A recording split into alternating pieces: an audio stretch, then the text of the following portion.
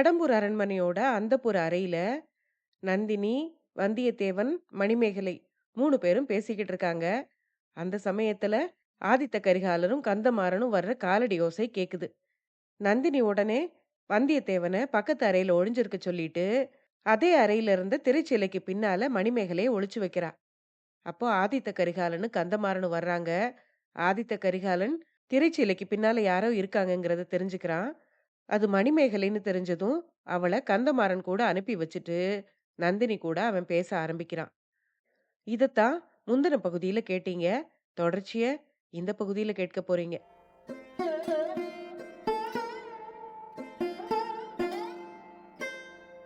அனைவருக்கும் வணக்கம். நீங்கள் கேட்டுக்கொண்டிருப்பது கதை ரேடியோ தமிழ். அமரர் கல்கி அவர்கள் எழுதிய பொன்னியின் செல்வன் நாவலுடைய 5வது இறுதி பாகத்த கேட்டுட்டு இருக்கீங்க. இதுவரைக்கும் 38 அத்தியாயங்கள கேட்டிருக்கீங்க. 39வது அத்தியாயத்திலிருந்து இந்த பகுதியில கேட்க போறீங்க.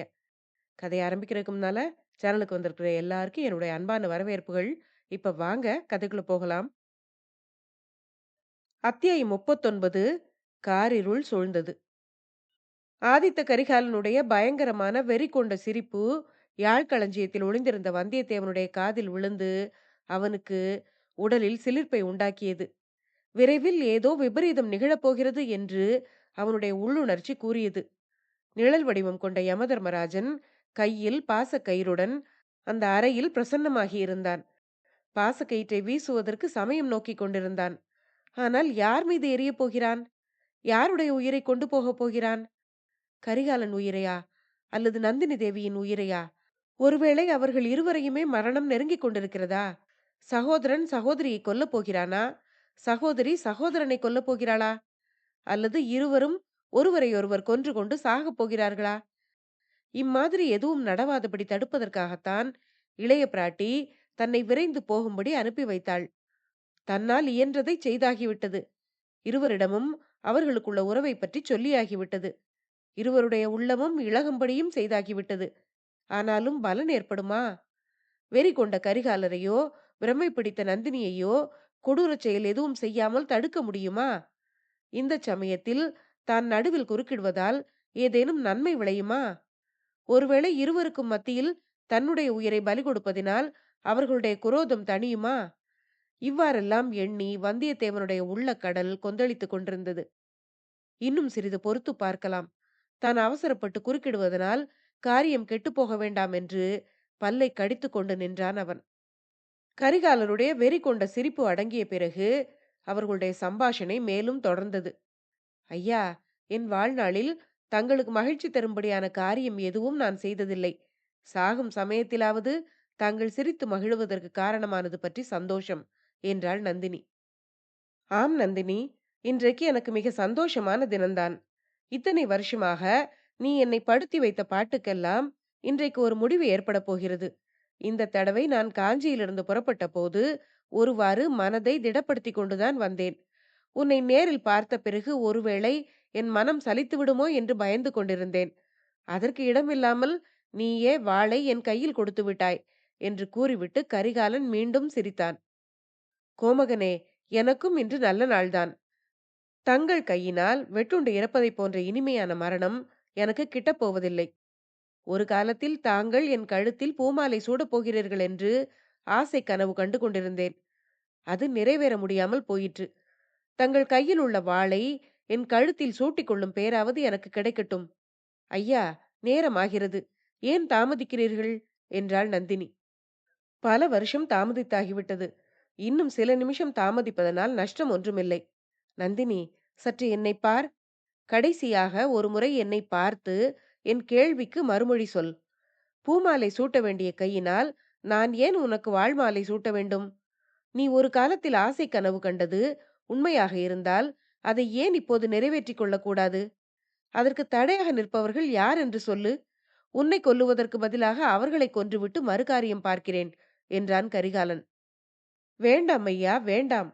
உங்களுக்கு கோடி புண்ணியம் உண்டு. என் காரணமாக இனி வேறு யாரும் சாக வேண்டாம். யாரும் தடையாக நிற்கவும் இல்லை. என்னுடைய தலைவிதிதான் தடையாக இருக்கிறது. நந்தினி, அந்த தடையை நான் ஒரு நொடியில் தவிடு பொடி செய்து விடுகிறேன். தலைவிதியின் மேல் பாரத்தை போடாதே. பிரம்மா எழுதிய எழுத்தை நான் மாற்றி எழுதுகிறேன். நந்தினி இப்போது குறுக்கிட்டாள். பிரம்மா எழுதிய எழுத்தை மாற்றி எழுதலாம். ஆனால் ஒருவருடைய பிறப்பை மாற்றியமைக்க முடியுமா? என்று கேட்டாள். எதைப் பற்றி கேட்கிறாய் நந்தினி? நமது சிறு பிராயத்தில் உன்னை பட்டர் குலத்துப் பெண் என்றும், அதனால் உன்னுடன் சிநேகம் செய்யக்கூடாதென்றும் என் குடும்பத்தினர் சொன்னார்களே, அதைப் பற்றியா? இல்லை, நீ பட்டர் குலத்தில் வளர்ந்தவளேயன்றி, அந்த குலத்தில் பிறந்தவள் அல்ல என்பதை நீயும் நானும் முன்பே அறிந்திருந்தோம். ஐயா, அதைப் பற்றி இப்போது நான் சொல்லவில்லை. தங்கள் அருமை நண்பர் வாணர் குலத்து வீரர் கொண்டு வந்த செய்தியைப் பற்றியே சொல்லுகிறேன். பழையாறை இளைய பிராட்டி அவசரமாகச் சொல்லி அனுப்பிய செய்தியைப் பற்றியே கூறுகிறேன். நான் தங்கள் சகோதரி என்பதை இதற்குள்ளாகவே மறந்து விட்டீர்களா? என்று நந்தினி கேட்டாள். நந்தினி, அன்றைக்கு நான் உன்னிடம் அதைப் பற்றி சொன்னபோது நீ அதை நம்பவில்லை. உன்னையும் என்னையும் பிரித்து வைப்பதற்கு செய்யும் இன்னொரு சூழ்ச்சி என்றாய். பிறகு நானும் யோசித்து அதே முடிவுக்கு வந்தேன். அதை நிச்சயம் செய்து கொள்ள வேண்டுமானால் வேண்டாம், வேண்டாம். எனக்கு அதைப் பற்றி சந்தேகமே இல்லை. கோமகனே, தங்களுக்கும் எனக்கும் இரத்த சம்பந்தம் எதுவும் இல்லை. அப்புறம் என்ன தடை நந்தினி? நான் தங்களுக்கு பாட்டனார் முறையில் உள்ள பழுவேட்டரையரை மணந்தவள். தங்களுக்கு பாட்டி முறையில் உள்ளவள். இது போதாதா? நந்தினி, அந்த கதையைச் சொல்லி மறுபடியும் என்னை ஏமாற்ற பார்க்க வேண்டாம். உலகத்தின் முன்னிலையில் நீ பழுவேட்டரையரின் இளையராணியாக இருக்கலாம். ஆனால் உண்மையில் நீ அவரை மணந்து கொள்ளவில்லை. ஏதோ காரணமாகவே அவருடைய அரண்மனையில் இருக்கிறாய். முன்னொரு தடவை நான் தஞ்சையில் கேட்டபோது இவ்வாறுதான் நீ கூறினாய். அப்போது நம் ஆசைக் கனவை உனக்கு நினைவூட்டினேன். அதை நிறைவேற்றுவதற்கு நீ பயங்கரமான நிபந்தனைகளை விதித்தாய். பழுவேட்டரையரை கொன்று என் தந்தையையும் சகோதரியையும் சிறையில் அடைத்துவிட்டு உன்னை சோழ சிங்காசனத்தில் ஏற்றி வைக்க வேண்டும் என்றாய். வெறி கொண்ட ராட்சசி நீ என்று தீர்மானித்துக் கொண்டு நான் காஞ்சிக்கு போய்விட்டேன். அப்புறமாவது நீ என்னை விட்டு விட்டாயா? இல்லை. ஓயாமல் ஒழியாமல் கனவிலும் நினைவிலும் வந்து என்னை வதைத்துக் கொண்டிருந்தாய். சில சமயம் அழுது புலம்பி துன்புறுத்தினாய். சில சமயம் மோகன புன்சிரிப்பு சிரித்து என் உயிரை வதைத்தாய். சில சமயம் பிச்சியைப் போல் சிரித்து என்னையும் பித்தனாக்கினாய். கோமகனே, தங்களுடைய மனப்பிரமைக்கு என் பேரில் ஏன் குற்றம் சுமத்துகிறீர்கள்? தாங்கள் எனக்கு செய்த அநீதிக்கும் கொடுமைக்கும் பலனை அனுபவித்தீர்கள். அதற்கு நான் என்ன செய்வேன்? நான் மட்டும் கஷ்டப்படவில்லை என்று எண்ணுகிறீர்களா? பழுவேட்டரையரின் மாளிகையின் சுகபோகங்களில் ஆழ்ந்து குதூகலமாயிருந்தேன் என்று நம்புகிறீர்களா? என்று நந்தினி கேட்ட குரலில் மீண்டும் பழையபடி ஆத்திரமும் கொடூரமும் பொங்கித் ததும்பின. இதைக் கேட்டு வந்தியத்தேவன் பீதி கொண்டான். அவனுடைய உடம்பு படபடத்தது. அப்போது ஆதித்த கரிகாலரின் குரலும் ஏறத் தொடங்கியது. நீயும் கஷ்டப்பட்டதாகவா சொல்கிறாய்? அப்படியானால் இப்போது ஏன் நாம் ஏதேதோ பேசிக்கொண்டு வீண் பொழுது போக்க வேண்டும்?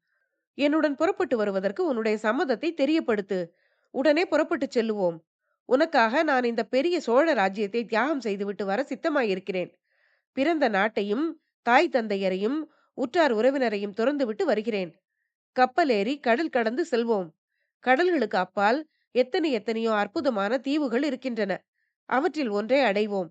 உன்னை காட்டிலும் இந்த ராஜ்யம் எனக்கு பெரியதன்று. கோமகனே, தாங்கள் ராஜ்யத்தை துறந்தாலும் துறப்பீர்கள். ஆனால் இந்த கீழ்குல மகள் புராதனமான சோழ சிங்காதனத்தில் ஏறுவதற்கு சம்மதிக்க மாட்டீர்கள், இல்லையா? என்று கூறிவிட்டு நந்தினி நகைத்த நகைப்பில் தீப்பொறி பறந்தது. பெண்ணே, இதை வேறு விதமாக பார். உனக்கு என்னை காட்டிலும் சோழ சிங்காதனம் உயர்வானதா? என்னிடம் நீ அந்த நாளிலிருந்து காட்டிய பிரியமெல்லாம் சிங்காதனம் ஏறி மணிமகுடம் சூடும் ஆசையினால் நடித்த நடிப்புத்தானா? என்றான் கரிகாலன். ஆஹா, அப்படியே வைத்துக் கொள்ளுங்கள். எனக்கு அரண்மனை வாழ்வும் அரசபோகமும் அரியாசனமும் தான் வேண்டும். இவற்றுக்காகவே பழுவேட்டரையரை நான் மணந்தேன். இவற்றுக்காகவே வீரபாண்டியரை காப்பாற்றுவதற்கும் முயன்றேன். அடிப்பாதகி, அவன் பெயரை எதற்காக இப்போது சொல்லுகிறாய்? என்று கர்ஜனை செய்தான் கரிகாலன். நந்தினி மறுமொழி கூறுவதற்கு முன்னால் அவன் தொடர்ந்து மேலும் கூறினான். ஆஹா, எனக்கு தெரிகிறது. உன்னுடைய சூழ்ச்சியெல்லாம் எனக்கு இப்போது நன்றாக தெரிகிறது. வீரபாண்டியனுடைய பெயரைச் சொன்னால் எனக்கு ஆத்திரம் வரும். நான் உன்னை உண்மையாகவே கொல்ல வருவேன். உடனே இங்கு நீ காலாலிட்டதை தலையால் செய்ய காத்திருக்கும் வாலிப சிங்கங்களில் ஒருவன் வந்து என்னை கொன்று விடுவான் என்பது உன்னுடைய அந்தரங்க நோக்கம். அடி சண்டாளி, அந்த வந்தியத்தேவன் எங்கே இருக்கிறான்? எங்கே அவனை மறைத்து வைத்திருக்கிறாய்? சொல். இங்கேதான் அவன் ஒளிந்து கொண்டிருக்க வேண்டும். நீ என்னோடு வர மறுப்பதற்கு காரணமும் இப்போது நன்றாக தெரிகிறது. அவன்தான் காரணம். ஆமாம், அவன்தான் காரணம். அவனோடு நீ ஓடிப்போக எண்ணியிருப்பதுதான் காரணம். பழுவேட்டரையரை நீ இவ்விடம் விட்டு அனுப்பியதற்கும் அவன்தான் காரணம். நீங்கள் 2 பேரும் சேர்ந்து பேசிக் கொண்டுதான் இப்படியெல்லாம் சூழ்ச்சி செய்திருக்கிறீர்கள். ஆஹா! நான் எப்படி ஏமாந்து போனேன்! எங்கே அந்த பாதகன் வந்தியத்தேவன்? எங்கே உன் புதிய காதலன்? இவ்வாறு ஆதித்த கரிகாலர் வெறிக்கூச்சல் போட்டுக்கொண்டே கத்தியைச் சுழற்றிக் கொண்டு அங்குமிங்கும் அந்த அறையில் ஓடத் தொடங்கினார். ஒரு சமயம் யாழ்களஞ்சியத்தை நெருங்கி வந்தார். அப்போது நந்தினி ஒரே பாய்ச்சலாக பாய்ந்து சென்று அவருடைய காலடியில் விழுந்து, கோமகனே, இதைக் கேளுங்கள். உங்களுக்கு கோடி புண்ணியம் உண்டு. நான் சொல்லுவதை கேட்டுவிட்டு பிறகு எது வேணுமானாலும் செய்யுங்கள். வாணர்குல வீரரைப் பற்றி தாங்கள் கூறுவது அபாண்டம். பூமாதேவி கூட பொறுக்க மாட்டாள். அவருக்கு ஏதேனும் தாங்கள் தீங்கு செய்தால் என் அருமை தோழி மணிமேகலை உயிரையே விட்டு விடுவாள். தங்களுக்கு மகத்தான பாவம் சம்பவிக்கும். வேண்டாம். இதோ என் நெஞ்சை பிளந்து பாருங்கள். வீரபாண்டியருடைய வாளினாலேயே என் நெஞ்சை கீறி பாருங்கள். அதற்குள்ளே தங்களுடைய திருவுருவத்தை தவிர வேறு எதுவும் இருக்காது. இது சத்தியம், சத்தியம், சத்தியம் என்று கூறிவிட்டு நந்தினி விம்மினாள். ஆதித்த கரிகாலனின் வெறி மீண்டும் சிறிது தணிந்தது போல் காணப்பட்டது. அப்படியானால் என்னுடன் வருவதற்கு நீ ஏன் மறுக்கிறாய்? அதையாவது சொல்லிவிடு. ஏன் என் கையினால் உன்னை வெட்டிக் கொல்லும்படி தூண்டுகிறாய்? உண்மையைச் சொல்லிவிடு என்று அலறினான் கரிகாலன். ஆகட்டும் ஐயா, இதோ சொல்லுகிறேன். என்னுடைய நெஞ்சில் தங்களை தவிர வேறு யாருக்கும் இடம் கிடையாது. இது சத்தியமான போதிலும் நான் தங்களுடன் வர முடியாது. தங்களை மணந்து கொள்ளவும் இயலாது. அதற்கு தடையாய் உள்ள ஒரு பெரிய காரணம் இருக்கிறது. ஆம் கோமகனே, உண்மையில் அதை சொல்லுவதற்காகவே நான் இங்கே வந்தேன். தங்களையும் வரச் செய்தேன். அதை சொல்லிவிட்டு என்னை மன்னிக்கும்படி கேட்டுக்கொள்வதற்காக வந்தேன். இந்த துர்பாகியசாலியை மறந்துவிட்டு தங்கள் குலத்துக்கும் பதவிக்கும் உகந்த பெண்ணை மணந்து வாழும்படி கெஞ்சி கேட்டுக்கொள்வதற்காக வந்தேன். ஆனாலும் அதை சொல்ல தயங்கினேன். அதை சொல்லலாம் என்று நினைக்கும் போதே எனக்கு பயமாயிருக்கிறது. தங்களுடைய கோபத்தை கொழுந்து விட்டெறிய செய்வோமோ, அதனால் இன்னும் என்ன தீங்கு நேரிடுமோ என்று எனக்கு அச்சமாயிருக்கிறது. தாங்கள் அமைதியுடன் இருப்பதாக வாக்கு கொடுத்தால்... சொல் நந்தினி, சொல். எவ்வளவு கசப்பான விஷயமாயிருந்தாலும் கேட்டு பொறுத்துக் கொள்ளுவேன். சற்று முன்னால் உன்னை மறந்துவிட்டு வேறு பெண்ணை மணந்து கொள்ளும்படி புத்திமதி கூறினாய். அதற்கே நான் கோபித்துக் கொள்ளவில்லையே. வேறு என்ன கூறினால்தான் கோபித்துக் கொள்ளப் போகிறேன்? ஆனால் மறுபடியும் ஏதாவது கற்பனை செய்யாதே. கோமகனே, என்னுடைய வாழ்க்கையே ஒரு கற்பனை. என்னுடைய பிறப்பே ஒரு புனைகதை. என் வாழ்க்கையை சிறிது காலம் நீடிப்பதற்காகவும் நான் கொண்ட கருமத்தை முடிப்பதற்காகவும் நான் பலமுறை கற்பனை கதைகளை புனைய வேண்டியிருந்தது. இனி அதற்கு அவசியம் ஒன்றும் இல்லை. இன்றுடன் என் பொய் வாழ்க்கையை முடித்துக் கொள்ளப் போகிறேன். தங்களுடைய மனத்துன்பத்தை அதிகமாக்கக் கூடாது என்பதற்காகவே சில உண்மைகளை நான் அறிந்த பிறகும் தங்களுக்கு சொல்லவில்லை. தாங்கள் என்னை வெறுத்துவிட வேண்டும் என்பதற்காகவே பல கற்பனைகளை புனைந்தேன். பல பயங்கரமான காரியங்களையும் புனைந்தேன். பல பயங்கரமான காரியங்களை செய்யும்படியும் கூறினேன். என் உள்ளத்தில் ஓயாத போராட்டம் நடந்து கொண்டிருந்தது. என் கடமையும் நான் எடுத்துக்கொண்ட சபதமும் தங்கள் பேரில் கொண்ட காதலும் ஓயாமல் போராடிக் கொண்டிருந்தன. இவற்றினால் நான் அடைந்த துயரத்தை சொல்லி முடியாது. கடைசியாக இன்று அந்த போராட்டமெல்லாம் முடியும் தருணம் நெருங்கி இருக்கிறது. என்னை பற்றிய உண்மையை சொல்லிவிடுகிறேன். அதை கேட்ட பிறகு என்னை தங்கள் கையினாலேயே கொன்றுவிடுங்கள். ஆனால் வேறு யாருக்கும் தாங்கள் தீங்கு செய்ய வேண்டாம். வீண் பாவத்துக்கும் பழிக்கும் ஆளாக வேண்டாம். பாவம், பழி. இனி புதிதாக நான் அடையக்கூடிய பாவம், பழி என்ன இருக்கிறது? ஆயினும் சொல். நந்தினி, என்னுடன் வருவதற்கு, நம் இளம் பிராயத்து ஆசை கனவு நிறைவேறுவதற்கு தடையாயிருக்கும் உண்மையான காரணம் என்னவென்று சொல். அது எவ்வளவு பயங்கரமான உண்மையாக இருந்தாலும் சொல். அதோ அந்த திரைச்சீலைக்கு பின்னால் யாரோ ஒளிந்திருக்கிறார்கள் என்று நான் எண்ணிக்கொண்டிருந்த வரையில், ஒளிந்திருப்பது யார் என்று தெரியாதிருந்த வரையில் என் மனம் அமைதியை இழந்திருந்தது. உன்னுடன் பேசிக் கொண்டிருந்த போது என்னுடைய உள்ளம் அதை பற்றியே எண்ணமிட்டுக் கொண்டிருந்தது. ஒளிந்திருந்தவள் மணிமேகலை என்று தெரிந்த பிறகு என் குழப்பமும் நீங்கியது. உண்மை தெரியாதிருக்கும் வரையிலேதான் பயம், கோபம், குழப்பம் எல்லாம். எவ்வளவு கசப்பாய் இருந்தாலும் உண்மை தெரிந்து போய்விட்டால் மனம் அமைதி அடைந்து விடும் அல்லவா? கோமகனே, நான் சொல்லப் போகும் செய்தியினால் தங்கள் மனம் உண்மையிலேயே அமைதி அடையட்டும். அதுதான் என் பிரார்த்தனை. ஆனால் அந்த செய்தி நான் தங்களுடன் வருவதோ, தங்களை மணப்பதோ முடியாத காரியம் என்பதையும் நிரூபிக்கும். என் வாழ்க்கையின் முடிவு, என் துன்பங்களுக்கு விமோசனம், மரணம் ஒன்றுதான் என்பதையும் தெரியப்படுத்தும். வாணர் குலத்து வீரர் என் அன்னையை பற்றிய செய்தியை கொண்டு வந்தார். அது உண்மை என்று நான் அறிவேன். ஈழ நாட்டில் வெறி கொண்டு அலைந்து திரிந்து கொண்டிருந்த மாதரசியை பற்றி நான் ஏற்கனவே அறிவேன். அவள் என் அன்னை என்று அறிவேன். இது மற்றும் பலருக்கும் தெரிந்திருந்தது. ஏனெனில் அந்த பெண்ணரசிக்கும் எனக்கும் உருவத் தோற்றத்தில் அமைந்திருந்த ஒற்றுமையை பலரும் காணக்கூடியதாய் இருந்தது. என்னை என் தாயார் என்று சிலர் சந்தேகிக்கும்படி இருந்தது. ஆனால் என் அன்னையை அத்தகைய வெறியலாக்கிய காரணம் என்னதென்பதையும் சில காலத்துக்கு முன்பு நான் அறிந்து கொண்டேன். அது என்னைத் தவிர வேறு யாருக்காவது தெரியுமா என்பதை நான் அறியேன். யாரிடமும் இதுவரையில் நான் சொன்னதில்லை. இப்போதுதான் தங்களிடம் முதல் முதலாகச் சொல்லப் போகிறேன். ஐயா, என் தந்தை யார் என்பதை தங்களுக்குச் சொல்லப் போகிறேன். கருணை கூர்ந்து எனக்கு சற்று முன்னால் கொடுத்த வாக்குறுதியை நினைவுபடுத்திக் கொள்ளுங்கள். ஆத்திரத்துக்கும் குரோதத்துக்கும் இடம் கொடுக்காதீர்கள். இவ்விதம் பலமான பூர்வ பீடிகை போட்டுக்கொண்டு நந்தினி ஆதித்த கரிகாலரை மிகவும் நெருங்கி அவருடைய காதருகில் மிக மெல்லிய நடுங்கிய குரலில், என்னை பெற்ற தந்தை அவர்தான் என்று கூறினாள். கூறிவிட்டு விம்மி விம்மி அழத் தொடங்கினாள் அவள். ஆதித்த கரிகாலன் 1000 தேள் கொட்டியவனைப் போல் ஒரு கணம் துடிதுடித்து துள்ளினான். இல்லை, இல்லை, ஒரு நாளும் இல்லை. நீ சொல்லுவது பொய், பொய், மாபெரும் பொய் என்று உரக்க கத்தினான். மறுகணமே அவனுடைய ஆவேசம் அடங்கியது. வேதனை மிகுந்த குரலில், ஆம் நந்தினி, ஆம், நீ கூறியது உண்மையாகவே இருக்க வேண்டும். இப்போது எல்லாம் எனக்கு தெரிகிறது. உன் மனதிலே நிகழ்ந்திருக்கக்கூடிய போராட்டத்தை பற்றிய உண்மையும் தெரிகிறது. நீ எவ்வளவு துன்பப்பட்டிருக்க வேண்டும் என்றும் தெரிகிறது. உன்னுடைய குழப்பத்துக்கும் தயக்கத்துக்கும் உன்னுடைய பயங்கரமான வேண்டுகோளுக்கும் காரணம் தெரிகிறது. அன்றைக்கு நீ என்னுடைய காலில் விழுந்து மன்றாடிய போது நான் உன் வேண்டுகோளை மறுத்தது எவ்வளவு பெரிய கொடுமை என்று தெரிகிறது. நந்தினி, உலகில் வேறு எத்தனையோ தீங்குகளுக்கு பிராயச்சித்தம் உண்டு.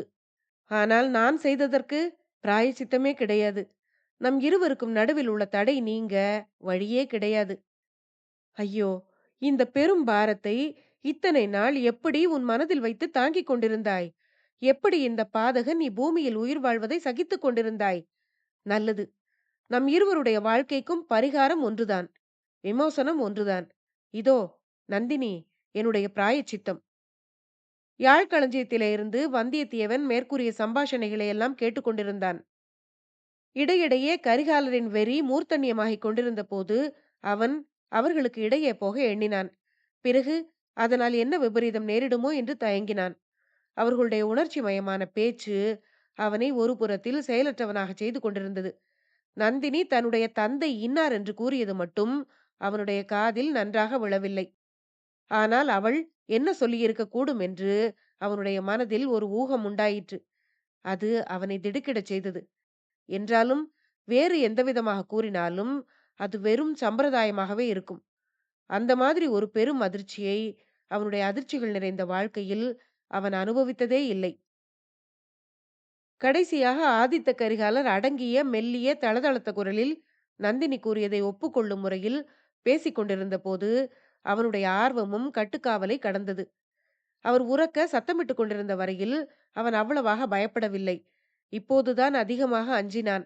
என்ன செய்ய போகிறாரோ என்ற பெருங்கவலையினால் யாழ்களஞ்சியத்திலிருந்து சிறிது தலையை நீட்டி பார்த்தான். பார்வைக்கு இலக்கான இடத்தில் நந்தினியும் கரிகாலரும் இல்லை. ஆனால் வேறொரு காட்சியை அவன் கண்டான். சுவரில் பதித்திருந்த நிலை கண்ணாடியில் அந்த காட்சி தெரிந்தது. வேட்டை மண்டபத்தின் ரகசிய கதவு துவாரத்தின் வழியாக ஒரு கோரமான முகம் தெரிந்தது. அது மந்திரவாதி ரவிதாசனுடைய முகம்தான். அடுத்த கணத்தில் வேட்டை மண்டபத்தின் ரகசிய கதவு மெதுவாக திறப்பதை வந்தியத்தேவன் கண்டான். திறந்த கதவின் வழியாக முதலில் ஒரு புலியின் தலையும் பிறகு அதன் உடலும் வெளிவந்ததையும் பார்த்தான். உடனே அவனுக்கு உடம்பில் உயிர் வந்தது. உள்ளத்தில் ஊக்கம் பிறந்தது. கால் கைகள் செயல்திறன் பெற்றன. யாழ்களஞ்சியத்தின் மறைவிலிருந்து தாவி வெளியில் பாய்ந்து செல்ல முயன்றான். அச்சமயம் பின்னாலிருந்து அவனுடைய கழுத்தில் வஜ்ராயுதத்தை ஒத்த ஒரு கை சுற்றி வளைத்துக் கொண்டது. வந்தியத்தேவன் அண்ணாந்து பார்த்தான். காளாமுக கோலம் கொண்ட ஒரு ஆஜானுபாகவான உருவம் கண்முன்னே தெரிந்தது. ஆஹா, இவன் யார்? இங்கு எப்படி வந்தான்? இது என்ன இரும்பு பிடி? கழுத்து நெரிகிறதே, மூச்சு திணறுகிறதே, விழி பிதுங்குகிறதே. இன்னும் சில கண நேரம் போனால் உயிரே போய்விடுமே. வந்தியத்தேவன் பெருமுயற்சி செய்து அந்த இரும்பு கையின் பிடியை திமிரி தளர்த்தி கொண்டு வெளியில் பாய்ந்தான். பாய்ந்த வேகத்தில் தரையில் விழுந்தான். தலையிலே ஒரு பெரிய பாறாங்கல்லை போட்டது போல் இருந்தது. ஒரு கணம் அவனுடைய கண்களின் முன்னால் கோடி சூரியர்கள் கோடானு கோடி கதிர்களை பரப்பிக் கொண்டு பிரகாசித்தார்கள். அடுத்த கணத்தில் அவ்வளவு சூரியர்களும் மறைந்தார்கள். நாலாபுறமும் இருண்டு வந்தது. வந்தியத்தேவன் அக்கணமே நினைவை இழந்தான். யாழ் களஞ்சியத்திலிருந்து அதன் வாசலில் கிடந்த வந்தியத்தேவனுடைய உடலை மிதித்து தாண்டிக் கொண்டு ஒரு கோர பயங்கரமான காளாமுக உருவம் வெளிப்பட்டது. யாழ் களஞ்சியத்தின் அருகில் தடால் என்ற சத்தத்தை கேட்டு நந்தினி திரும்பி பார்த்தாள். காளாமுக உருவம் கையில் கத்தியை உருவிக்கொண்டு தன்னை நோக்கி வருவதைக் கண்டாள். விழிகள் பிதுங்கும்படியாக வியப்புடன் அந்த உருவத்தை நோக்கினாள்.